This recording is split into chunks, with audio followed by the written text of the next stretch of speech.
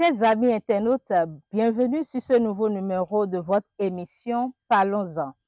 Né à Avranches au Bénin, il est un prince Djaka, haut dignitaire de la cour royale des Tolinos du Bénin, du Nigeria et de la diaspora, serviteur infatigable des communautés endogènes et autochtones d'Afrique et d'ailleurs, président de Grabe Bénin ONG et auteur de plusieurs ouvrages, dont celui intitulé Paroles de sagesse orale africaine.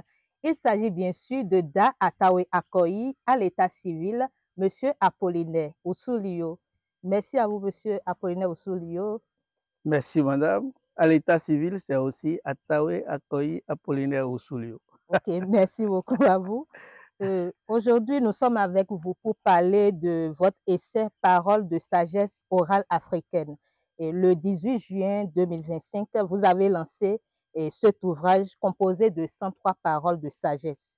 Nous savons que vous êtes un homme pluridisciplinaire, mais parlez-nous brièvement de votre parcours d'écrivain et qu'est-ce qui vous a motivé à particulièrement écrire cet ouvrage?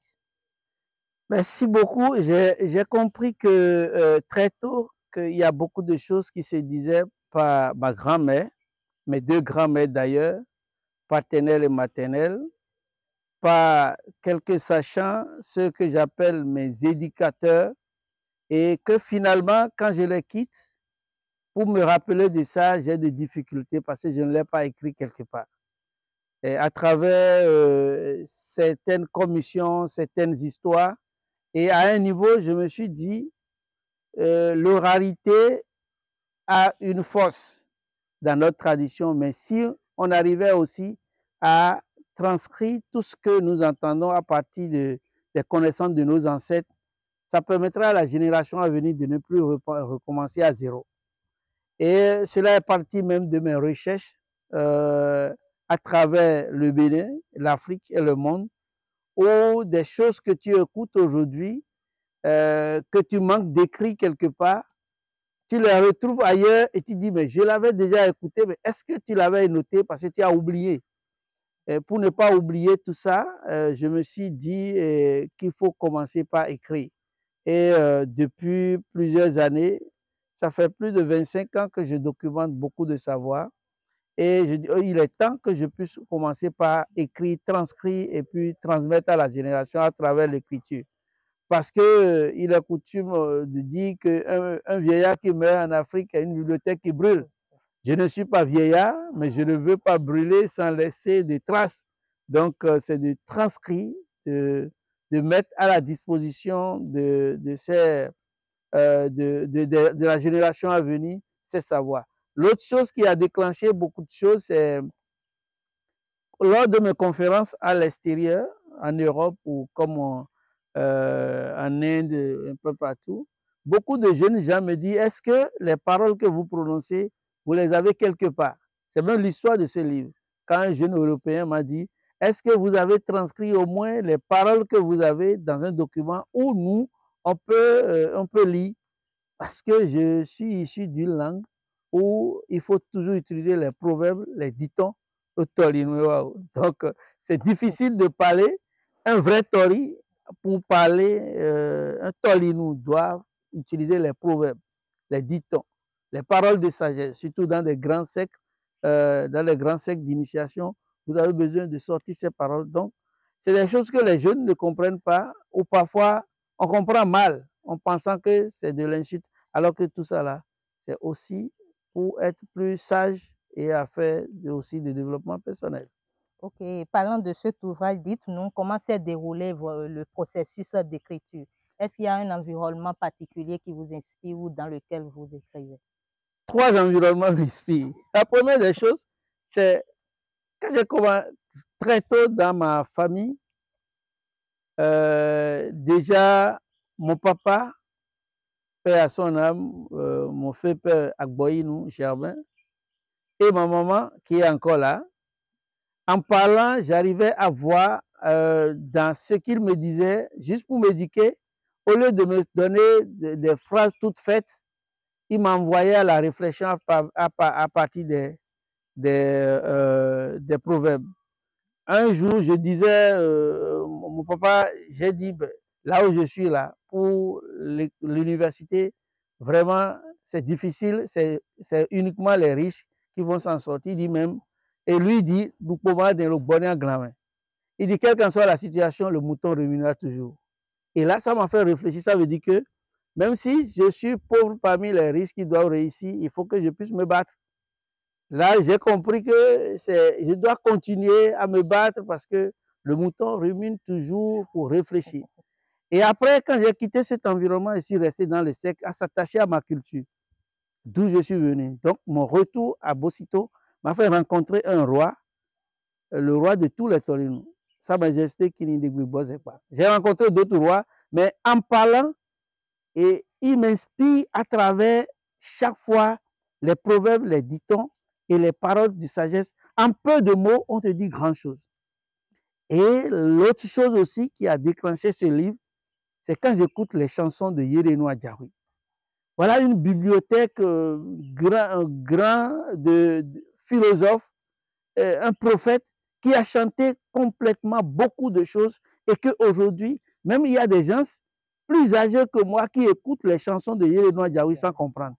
Donc, en allant, en écoutant ce chant et en me connectant à l'énergie de ce prophète, j'ai commencé par tirer des paroles de sagesse de ce qu'il dit, parce qu'il chante dans la langue de ma maman. Il chante dans la langue Gou.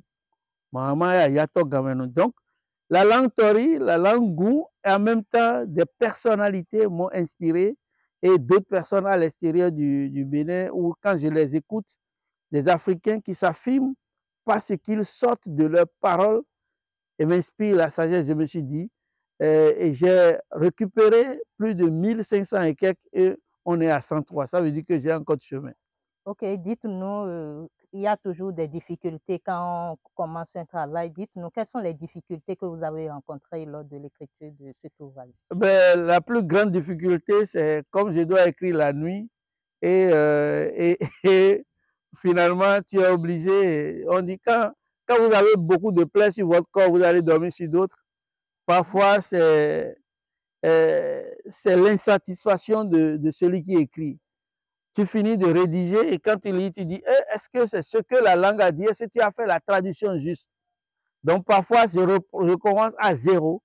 Ou bien, quand tu finis d'écrire et tu vois, j'avais eu des difficultés à choisir dans 1500 paroles de sagesse 103. Au départ, j'ai choisi 100. Et je ne sais pas pourquoi j'ai ajouté 3, je ne peux pas vous expliquer. Et l'autre chose aussi, c'est que parfois, il y a beaucoup de situations de la vie qui vous empêchent d'être, qui m'empêchent, il faut répondre à ci, à ça, et aussi le travail parfois, parce que ça fait plusieurs années de recherche, ça ne te permet pas de dire, je le fais d'un seul trait, et la complexité au moins de certaines langues, à retrouver le mot juste en français. Parce que, il y a des trucs qu'on ne peut pas dire en français. Hein? Et là, c'est que sorti de goût pour aller en français, de tori pour aller en français, parfois il faut trouver des mots justes. Des mots justes. Et, je vous donne un exemple. Quand on dit un truc comme ça, quelle qu'en soit la durée de l'urine, elle finira entre les jambes de son propriétaire. Mais chez nous, adido de doctrini, tu vas trouver le mot trini en français, c'est un peu compliqué parfois, donc il faut réfléchir. Et quand tu le fais, parce que l'écrivain, pour moi, je n'écris pas pour moi-même. J'écris pour moi-même, j'écris pour ceux qui doivent faire mieux que moi. Et ça veut dire qu'il faut qu'ils puissent comprendre pour qu'après moi, ils puissent mieux le faire. Donc voilà un peu les difficultés. Et ces difficultés, c'est des difficultés mineures. Et c'est avec joie qu'on transcrit, on écrit ce qu'on connaît. Et pas dans l'imperfection, mais aussi pour permettre à ce que d'autres puissent continuer après nous. Dites-nous pourquoi ce choix de couleur pour la couverture du livre et également le dessin où on voit des personnes autour ils sont en cercle autour d'un feu. Ben, la couleur, je pense que c'est l'orange. Et quand vous voyez, pour la plupart du temps, le fond du feu, c'est pratiquement presque les mêmes couleurs. Oui. Du jaune, mais en même temps de l'orange mélangé. C'est pour que nous puissions faire ressortir la lumière qu'on a dans le temps ancien avec les ancêtres. La vérité se dit autour du feu ou sous l'arbre à palabre. Et il n'y avait pas de télévision, il n'y a pas de portable, on n'était plus devenu plus social et on écoutait les grands-parents. Ça, c'est une séance autour du feu pour raconter les histoires à travers les contes.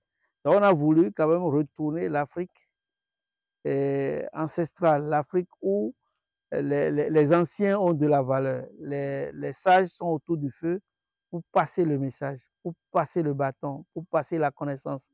Et ce n'est pas anodin, le feu est chez nous comme l'Esprit Saint. Le feu, le feu, c'est l'élément de transformation.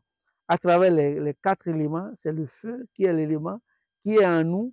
C'est quand le feu n'est plus en nous que nous n'avons plus de vivacité. Donc, transmettre un message, c'est transmettre le feu. Et pour finir, le feu se passait de maison en maison. Il n'y avait pas d'allumette. On allait chercher le feu, on allait chercher la sagesse dans la maison et on gardait ça jalousement pour transmettre dans notre maison, dans notre cœur. Donc voilà la signification et pourquoi on avait cette page-là, pour faire revivre l'Afrique qui transmet à travers le feu. Ok, si on doit maintenant parler du contenu de l'ouvrage, lors du lancement, quand la présentation de l'ouvrage par Dr Estelle avait commencé, et les 103 paroles ont été regroupées en 10 axes. Et pourquoi est-ce qu'on peut réellement comprendre quel est l'essentiel à retenir? Non, non, l'essentiel à retenir, c'est toutes les dimensions humaines pour le développement humain durable, le développement personnel. Donc, quand on prend les 10 axes que ma jeune sœur a voulu regrouper, aujourd'hui, moi, je peux dire que je regroupe ça en 3 axes, en 3 grands groupes. Donc, la naissance, la vie et la mort. Donc, la naissance, le développement de l'humain et le départ. Donc, quand vous voyez dans dans les paroles-là, c'est ce que nous vivons tous les jours. Parce que entre notre vie et la mort, par exemple, il n'a qu'un tiret de 6. C'est juste un petit moment. Quelqu'un qui est né en 1908 et il est mort en 1990. Vous voyez, partout, on met un tiret de 6. Donc, entre ce bout de temps-là, qu'est-ce que l'homme peut vivre? Donc, ces paroles-là vous parlent de ça. Vous parlez aussi de, pour naître là, quand on veut naître là, même parce que ce n'est pas seulement faire un bébé pour naître. Vous pouvez naître à travers un travail. Vous pouvez naître à travers une situation. Ça, on appelle ça renaître. Tous les jours, ces paroles-là peuvent nous permettre de renaître. Mais maintenant, les difficultés de chaque jour, les problèmes de chaque jour, qu'est-ce que vous pouvez avoir chaque jour? Ça, c'est la vie de l'homme. Mais après, il y a des gens très chers à nous qui sont partis, on dit paix à leur âme, paix à leurs âmes. Donc maintenant, aujourd'hui, c'est de savoir la mort, cette situation que tout le monde craint et qui est c'est une évidence, on doit partir. Quel que soit ce que vous avez. Examen, que personne ne joue. Ouais. Donc, c'est les 10 axes dont a parlé ma jeune sœur, c'était aussi pour montrer les compartiments de la vie de l'humain.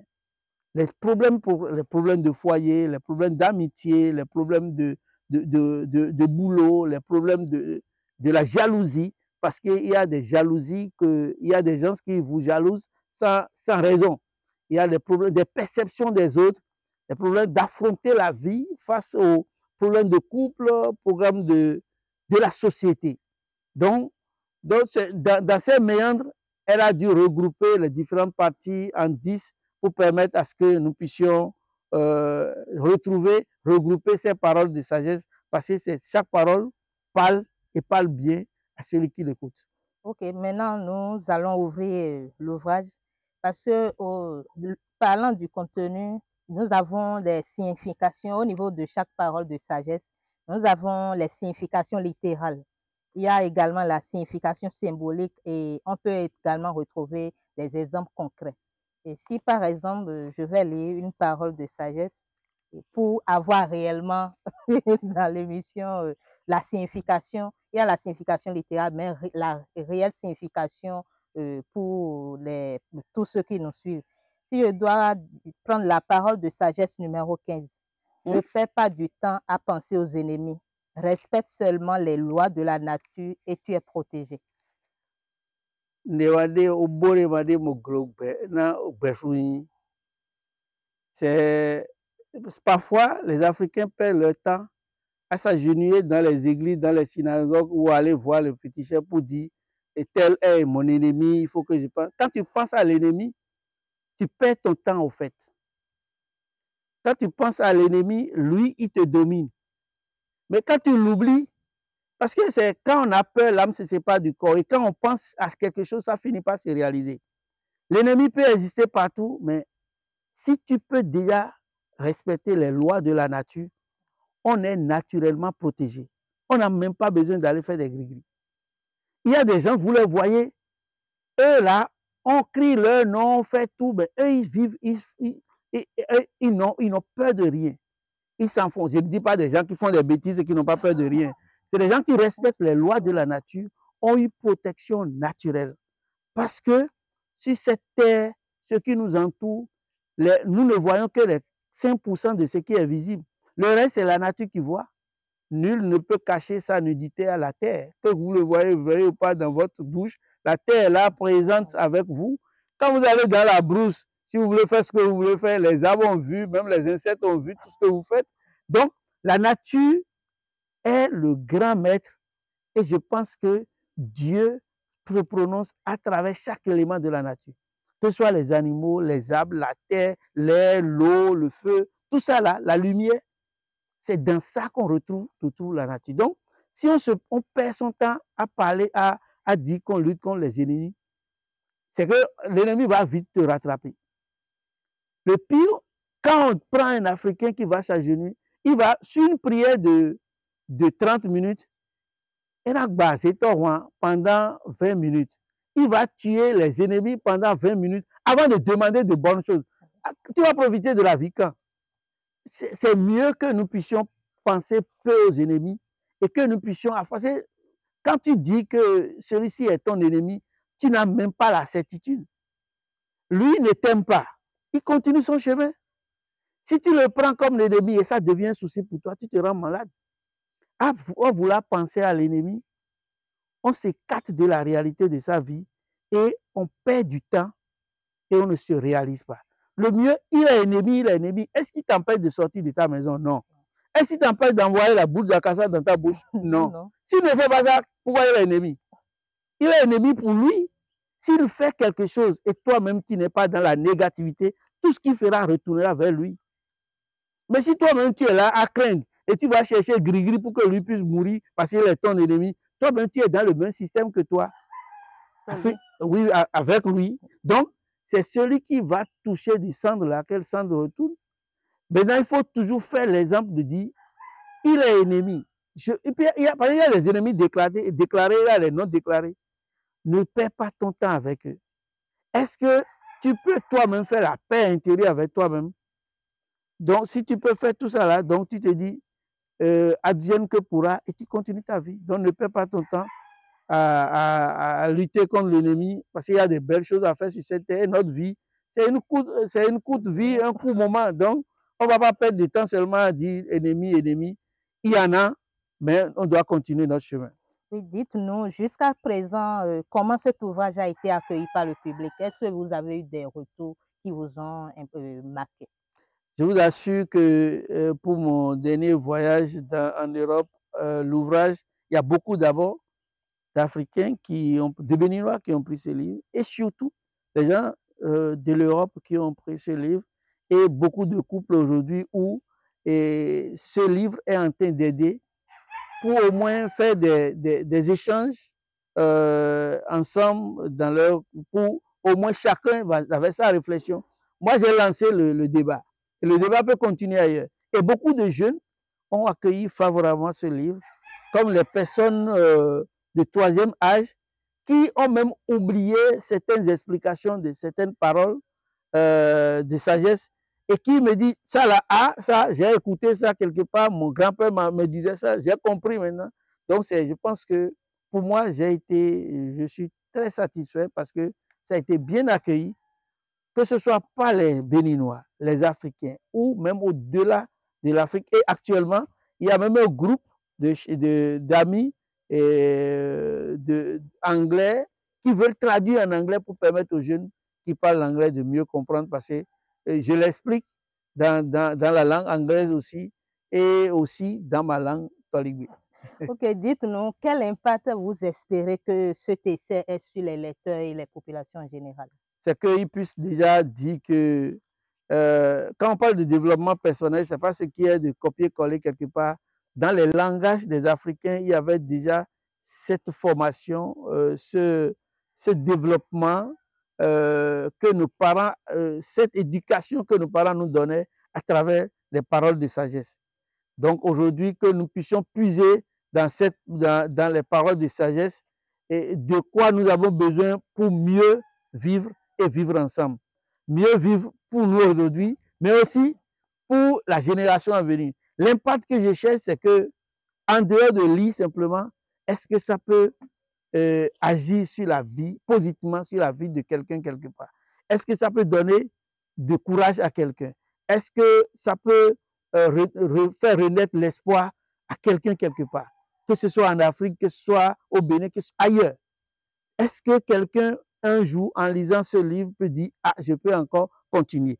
Parce que si je prends la parole de Sagesse 14 qui dit la vérité, le baptême se repose de soi, est-ce que ça peut toucher le cœur de quelqu'un à dire, je veux quand même que mes défauts, parce qu'il n'y a personne de parfait, il n'y a personne de parfait sur cette terre. Est-ce que mes défauts, je peux les corriger à travers ce que j'écoute ici? Parce que quand vous allez dans les champs et vous voyez les excrétas de quelqu'un, vous sautez dedans. Vous sautez pour ne pas tomber dedans. Oui. Mais ce qui est dans votre estomac, comment vous faites pour ça? Ce n'est pas visible à C'est l'œil pas nu. visible parce que chacun, l'excréta, c'est quelque chose qui sent mauvais. Il y a quelque chose qui sent mauvais en nous. Quand nous sautons l'excréta des autres, quel est notre excréta? Comment on fait pour ce qui est dans l'estomac? Comment on peut revenir à nous-mêmes pour corriger certaines choses? Donc, en faisant ça, je pense que avoir l'impact positif sur les autres, et aussi, ça me permet aussi, parce qu'il y a des retours que je prends qui disent, ah, en lisant ton livre, j'ai voulu faire la paix avec telle personne. Moi, je ne cherche pas grand-chose. Si ça a permis à des familles de se souder, aux enfants d'évoluer, je pense que ça serait un grand pas pour une humanité que nous voulons et l'unité pour les enfants de cette terre. Ok, nous, data oui accueilli Apollinaire Ossolio, nous tendons vers la fin déjà de l'émission. Et dites-nous, quel est le prix de vente du livre et quels sont les lieux où c'est disponible? On peut le retrouver au niveau de Akanga, à Porto-Novo, et au siège de l'ONG Grab Bénin. Et bientôt, ça serait disponible ailleurs. On est en train de se préparer pour ça. Et pour le moment, nous avons, parce que là, l'idée, ce n'était pas purement commercial, mais aussi accessible à tout le monde. Donc, nous l'avons mis à 5 000 francs CFA. Ok. Et dites-nous, comment vos lecteurs peuvent vous suivre parlant de votre actualité littéraire, comme pour être informés? Bon, il y a un site qui est en train d'être mis en place. Et aussi, souvent, c'est parce que je suis fatigué un peu de ces histoires-là. J'étais plus sur les réseaux sociaux à travers une page WhatsApp et puis aussi mes statuts, page Facebook et mes statuts WhatsApp. Mais actuellement, je me suis dit, il est temps que je puisse. Il y a une sorte de blog qui se met en place et désormais, ça serait disponible pour mes lecteurs. Mais pour le moment, vous pouvez acheter le livre et lire. Et si vous avez des questions, Oui. mon numéro est toujours disponible pour que j'échange. Je trouve un bout de temps pour que les gens puissent aussi me contacter. Nous vous connaissons également avec plusieurs casquettes. Dites-nous, en dehors de l'écriture, quels sont vos centres d'intérêt, vos passions? Mes passions, c'est d'être au service de la communauté, voir quelles sont les opportunités de développement dans les milieux endogènes pour ce que nous avons, être à l'écoute des enfants et surtout des enfants qui on n'a pas eu la chance d'avoir tous les parents.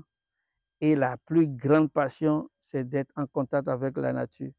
Aujourd'hui, me connecter à la nature, écouter plus la nature. Et en écoutant la nature, ça me permet d'écouter mieux les hommes, de voir qu'est-ce que nous pouvons faire pour vivre ensemble, pour se développer ensemble. Et je pense que c'est ça qui est fondamental. Mes recherches sont orientées vers là et je pense que le meilleur est à venir. Ok, nous sommes à présent à la fin de l'émission. Est-ce qu'il y a quelque chose que vous souhaitez partager avec la population? je voudrais dire à tous ceux qui nous écoutent, vous remercie d'ailleurs, et je voudrais dire que celui qui fait la lecture ne connaît pas l'échec. Et celui qui prend le temps de lire, je ne dis pas de regarder seulement nos smartphones, les surfer sur les réseaux sociaux, mais prendre un livre et lire, vous apprenez beaucoup de choses. Et vous pouvez même aller au-delà de l'écrivain. Et ça permet de se former soi-même. Et je pense que c'est dans les livres que nous pouvons avoir les idées pour commencer le vrai développement. Et le vrai développement commence par les idées. Et pour avoir les idées, il faut écouter quelque part, il faut lire quelque part. Et je pense que c'est fondamental pour les Africains que nous sommes. Rien ne sera stationnaire. Il y a tout. Et je vous dis, il y a beaucoup de choses dans notre tradition que nous ignorons, qui peut être la base de notre propre développement. Et aujourd'hui, il n'y a pas de développement copier-coller. Être avec les autres, mais en même temps voir, quand il pleut, chacun voit sa maison, là où ça coule. Merci. Merci à vous, Dahatawe Akoya Apollinaire Ousulio. C'est à présent fini, chers amis internautes, pour ce numéro de votre émission Parlons-en. Nous vous recommandons vivement de prendre l'ouvrage pour savourer les sages paroles qui le composent. Merci à vous et à très bientôt pour un nouveau numéro.